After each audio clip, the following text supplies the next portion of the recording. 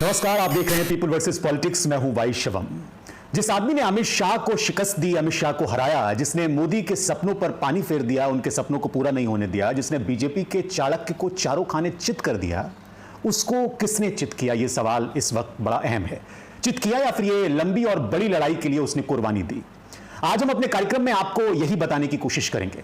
कर्नाटक की वो कहानी, वो जुगलबंदी जो बीजेपी को 2024 में बुरी तरह से पटखनी दे सकती है, ये जानने की कोशिश करेंगे। वीडियो थोड़ा लंबा है, लेकिन आप पूरा देखेंगे तो बात समझ आएगी। तो आप ये जान ही गए होंगे कि लंबी कश्मकश के बाद, लंबी मंत्रणा के बाद 18 तारीख को दोपहर 12 बजे महासचिव संगठन कांग्रेस के केसी वेणुगोपाल प्रेस के सामने आते हैं और कर्नाटक के नए मुख्यमंत्री और डिप्टी सीएम का ऐलान कर देते हैं। लेकिन पर्दे के पीछे क्या हुआ? पर्दे के पीछे की कहानी क्या है? क्या हुआ उन बैठकों में जो रात 2 से 3 बजे तक होती रही? खबर यह है कि सिद्धा के लिए 80 विधायकों ने वोटिंग की। सिद्धारमैया के लिए बैटिंग करने वालों में रणदीप सुरजेवाला शामिल थे, केसी वेणुगोपाल भी शामिल थे, ये तमाम नेता शामिल थे। खबर यह भी है कि डीके गांधी परिवार के सबसे लॉयल लोगों में से एक हैं, सबसे वफादार, और वो दिल्ली में सिर्फ गांधी परिवार की ही सुनते हैं और किसी की नहीं। सोनिया गांधी और राहुल गांधी डीके शिव कुमार को कुर्सी देना चाहते थे, यह कहा जा रहा है, लेकिन मौजूदा परिस्थितियों में यह संभव नहीं हो सका, यह मुमकिन नहीं था। आखिर ऐसा क्या कारण रहा, यह हम जानने की कोशिश करेंगे, समझने की कोशिश करेंगे, और यकीन जानिए इसके पीछे जो कारण है वो दिलचस्प भी है और इंफॉर्मेटिव भी है। जैसा कि आप जानते हैं, आपने देखा भी है कि कर्नाटक की 224 सीटों वाली विधानसभा में कांग्रेस के पास 135 सीटें हैं, यानी 135 विधायक जीत कर आए हैं। कर्नाटक में कांग्रेस की भारी जीत के रणनीतिकार डीके शिव कुमार रहे, लेकिन सिद्धारमैया जनता के बीच काफी लोकप्रिय हैं, काफी मशहूर हैं। सिद्धारमैया गवई लोगों की जुबान बोलते हैं, गांव की भाषा बोलते हैं। सरकार चलाने का उनका हुनर गजब का है। जनता के बीच सिद्धारमैया की छवि लोगों को समझा बुझाकर शांत करने और अपने साथ रखने की है, उनका हुनर गजब का है इसमें। वहीं शिव कुमार की खास बात है संगठन बनाने में उनकी कुशलता और पार्टी के प्रति उनकी लॉयल्टी, वफादारी।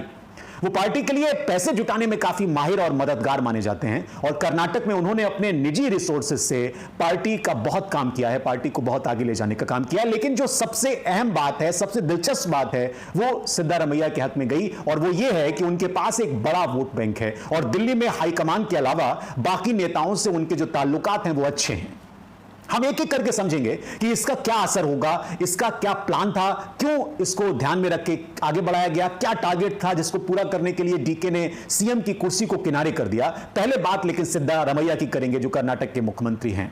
कर्नाटक के मैसूर इलाके के रहने वाले सिद्धारमैया पूरे राज्य में एक बड़े तबके के बीच पसंद किए जाते हैं। अहिंदा आपने सुना होगा, अल्पसंख्यक, अन्य पिछड़ा वर्ग और दलित। इन मतदाताओं का जो वर्ग उन्होंने एचडी देवेगौड़ा के जनता दल सेक्युलर से अलग होने से पहले 2006 में खड़ा किया था, वो 2013 की तुलना में इस बार कांग्रेस के साथ ज्यादा असरदार तरीके से जुड़ा।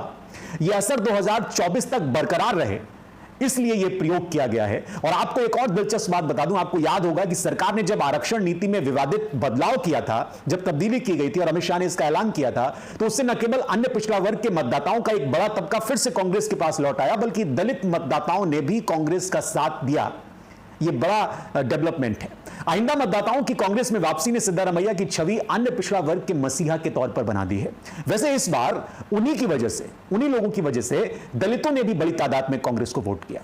इमेज के मामले में सिद्धारमैया का कोई तोड़ नहीं है, उनके मुकाबले कोई नहीं है कर्नाटक में। उनके ऊपर कभी भी किसी तरह का कोई दाग नहीं लगा, चाहे वो भ्रष्टाचार का हो या किसी दूसरा मामला हो।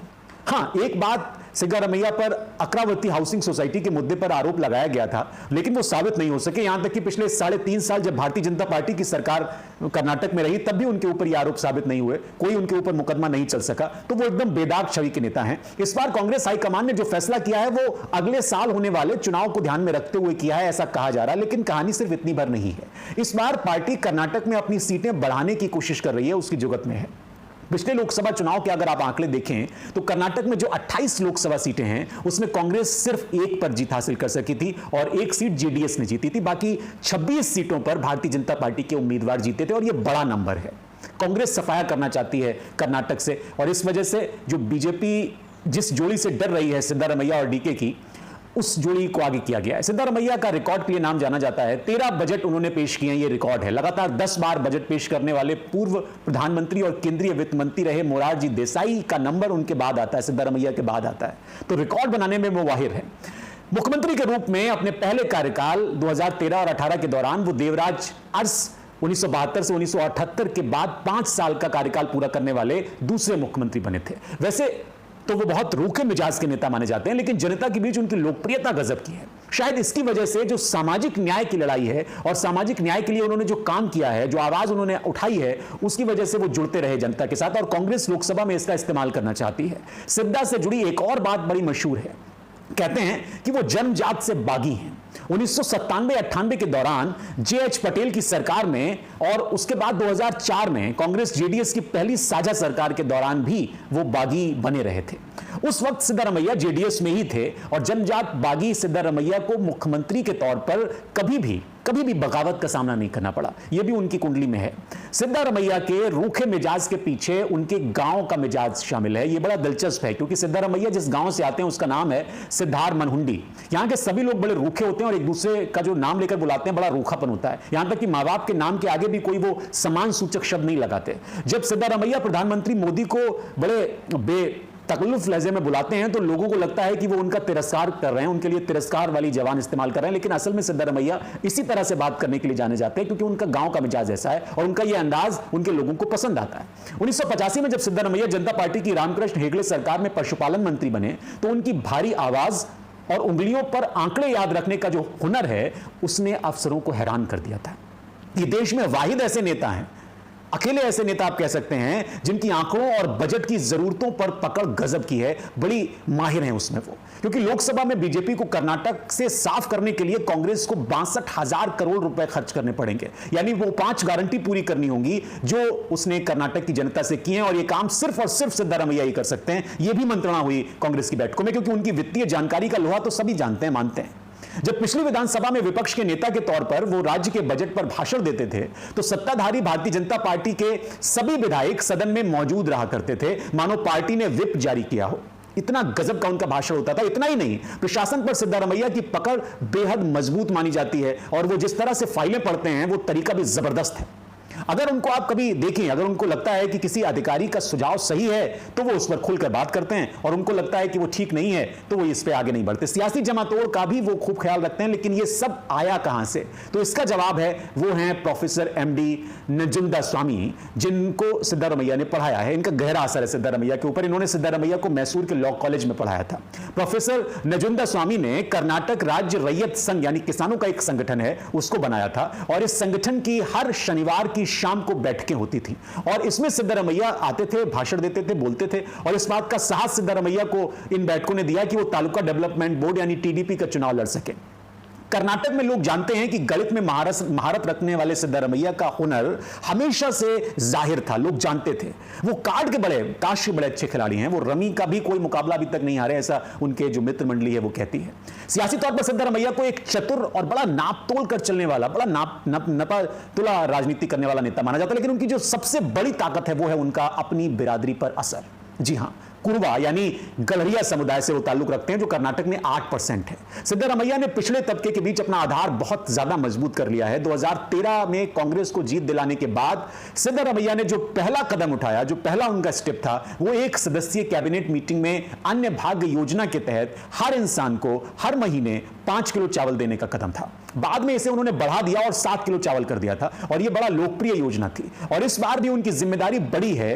लेकिन डीके शिव कुमार के बारे में बात करना भी जरूरी। डोडाला हल्ली कैंपेगौड़ा शिव कुमार, डीके शिव कुमार जानते हैं कि सही समय पर दांव कैसे लगाया जाए और अपने सपनों को पूरा कैसे किया जाए। कर्नाटक कांग्रेस के मौजूदा अध्यक्ष और एचडी कुमारस्वामी सरकार में सिंचाई मंत्री रहे डीके शिव कुमार सिद्धारमैया सरकार में ऊर्जा मंत्री भी रह चुके हैं।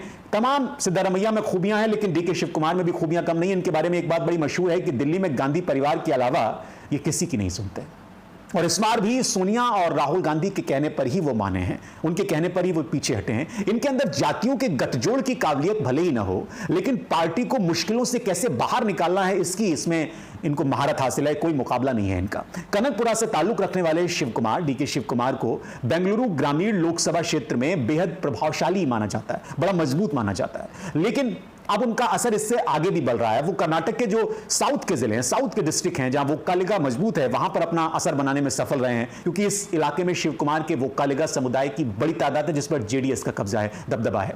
क्योंकि शिव कुमार एक प्रभावशाली नाम है, प्रभावशाली समुदाय से आते हैं, जो उनके प्रभाव से ही जेडीएस का वोट वहां से छटक कर उनके पास आया है और कांग्रेस और बीजेपी के बीच बंट नहीं पाया। उसकी वजह से शिव कुमार का अब दायरा बढ़ रहा है। सिद्धारमैया से ज्यादा कड़क छवि रखते हैं डीके शिव कुमार। उनके मामले में अक्सर यही होता है कि या तो मेरी बात मानो या फिर चलते बनो।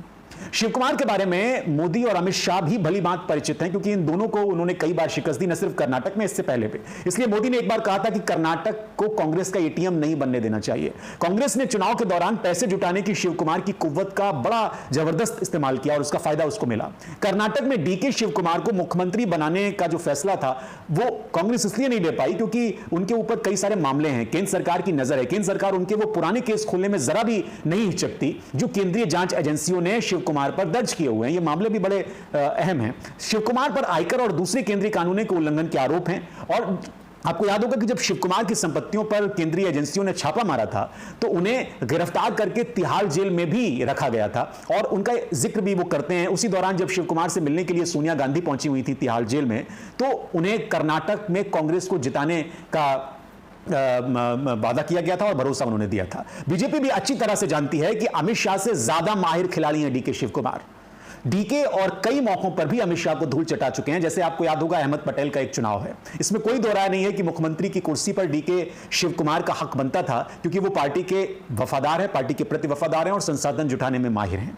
लेकिन रातों रात देश को जब पता चला कि डीके शिव कुमार कौन है और क्यों उनमें इतनी अकड़ है, तब देश हैरान हुआ। उस दिन शिव कुमार ने उन बातों से पर्दा हटाया था जिनकी चर्चा राजनीतिक हलकों में सिर्फ ऑफ द रिकॉर्ड ही हो रही थी।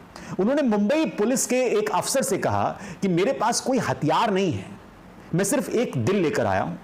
यह उन्होंने लाइन तब कही थी जब सत्तारूढ़ पार्टी से सीधे सीधे उन्होंने लोहा लिया था और पूरे देश ने कांग्रेसी कार्यकर्ताओं से उन्होंने खूब तारीफें बटोरी थी। अमित शाह और को भी उन्होंने सीधे सीधे शिकस्त दी। उस वक्त शिकस्त दी जब कांग्रेस अध्यक्ष के राजनीतिक सलाहकार अहमद पटेल उम्मीदवार थे राज्यसभा के और उन्होंने जितवाया था। इसी तरह साल 2002 का भी एक जिक्र है जब विलासराव देशमुख की सरकार के दौरान महाराष्ट्र के विधायकों को एक जगह पर ठहरने का उनका जो गजब का अनुभव था और जो मैनेजमेंट था उसके चर्चे बड़े होते हैं। डीके के बारे में कहा जाता है कि वो कुछ चीजों को लेकर बिल्कुल क्लियर हैं, स्पष्ट हैं, और इनमें से एक है कि अपने पास पर्याप्त मात्रा में फंड रखना। उन्होंने अपने कुछ करीबी सहयोगियों और समर्थकों को सही समय पर सही निवेश करने की सलाह भी कई बार दी है। जैसे एक एग्जाम्पल है, एक उदाहरण है यहां पर कि कनकपुरा में ग्रेनाइट खनन के बारे में तब कोई और जानता नहीं था, किसी को पता नहीं था जब तक उन्होंने निवेश उस पर नहीं किया था, उस पर निवेश का फैसला नहीं किया डीके शिव कुमार ने। उन्होंने महसूस किया कि 90 के दशक की शुरुआत में जमीन में निवेश एक अच्छा मौका है, एक अच्छा अवसर है, इसलिए उन्होंने उन जमीनों पर निवेश किया, उन जगहों पर निवेश किया जहां पर इंडस्ट्रियल गतिविधियां होने वाली थी, वहां पर उन्होंने निवेश किया। जैसे कि बेंगलुरु के कुछ हिस्सों में जहां आईटी हब बने या फिर जहां पर अंतर्राष्ट्रीय हवाई अड्डा बनाया गया, उसके पास उन्होंने निवेश किया। इसमें कुछ गैर कानूनी नहीं था और इसी वजह से डीके शिव कुमार के पास पैसा आया। 80 के दशक में वो राजनीति में आए। बेंगलुरु ग्रामीण जिले के सथानूर विधानसभा क्षेत्र से उन्होंने चुनाव लड़ा था कांग्रेस की टिकट पर और उसके बाद वो जीते। उस वक्त उनकी उम्र 27 साल के आसपास रही होगी और 1990 में वो एस बंगारप्पा के काफी करीब आ गए, जिन्हें मुख्यमंत्री उस समय चुना गया था। 1991 में डीके शिव कुमार ने राजनीति में नई आई तेजस्वी गौड़ा का समर्थन किया था और उस वक्त दिलचस्प वाकया यह हुआ कि लोकसभा चुनाव में उन्होंने एचडी देवेगौड़ा को हरा दिया। बाद में वो एसएन कृष्णा के बड़े क्लोज हो गए, बड़े खास बन गए और उन्हें केपीसीसी का अध्यक्ष नियुक्त किया गया। लेकिन जब 2019 में जेडीएस कांग्रेस गठबंधन बना तो वो कृष्णा और देवेगौड़ा के साथ अपने संबंधों में बैलेंस करने में भी सफल रहे, कामयाब रहे। डीके के बारे में अगर आप कर्नाटक में किसी से भी बात करें, किसी से भी पूछें, तो वो ये कहता है कि उनके पास एक ऐसा व्यक्तित्व है जो उनके विरोधियों के बीच विश्वास और भय पैदा करता है। यहां तक कि उनके राजनीतिक प्रतिद्वंदी भी निजी तौर पर यह आपको स्वीकार करते हुए मिल जाएंगे, बात करते हुए मिल जाएंगे कि राज्य के सबसे साधन संपन्न नेताओं में डीके शिव कुमार शामिल हैं और इसका फायदा कांग्रेस को हमेशा मिलता है। हालांकि डीके को मुख्यमंत्री पद नहीं मिला है, उन्हें मिला है एक नया टारगेट जो हाईकमान ने उनको दिया है और इसका नाम है टारगेट 20, जो उन्हें 24 यानी 24 तक पूरा करना है और उसके बाद उन्हें मिल सकता है वो पद जिसके लिए वो लंबा इंतजार कर रहे हैं। इस कार्यक्रम में फिलहाल इतना ही, मुझे इजाजत दीजिए। आप सभी का बहुत शुक्रिया ये कार्यक्रम देखने के लिए।